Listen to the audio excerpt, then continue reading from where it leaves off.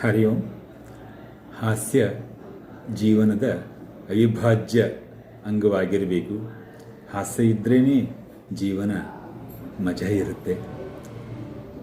ಅತಿಯಾದ ಫ್ಯಾಷನ್ ಅಂದರೆ ಪಂಚೆಗೆ ಜಿಪ್ ಹಾಕ್ಸೋದು.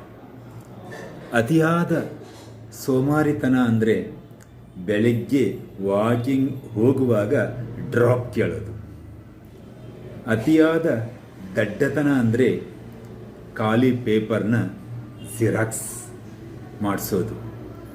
ಅತಿಯಾದ ಭರವಸೆ ಅಂದರೆ 99 ವರ್ಷ ಮುದುಕ ಮೊಬೈಲ್ಗೆ ಲೈಫ್ ಟೈಮ್ ರೀಚಾರ್ಜ್ ಮಾಡಿಸೋದು. ಅತಿಯಾದ ಜಿಪುಣತನ ಅಂದರೆ ಇಂಥ ಒಳ್ಳೆಯ ವಿಷಯನ ತಿಳಿದುಕೊಂಡು ಕೂಡ ಮುಂದಕ್ಕೆ ಫಾರ್ವರ್ಡ್ ಮಾಡದೇ ಇರೋದು. ಇನ್ಯಾಕೆ ಸುಮ್ಮನೆ ಕೂತ್ಕೊಂಡಿದ್ದೀರಾ? ಮಾಡಿ ಫಾರ್ವರ್ಡ್.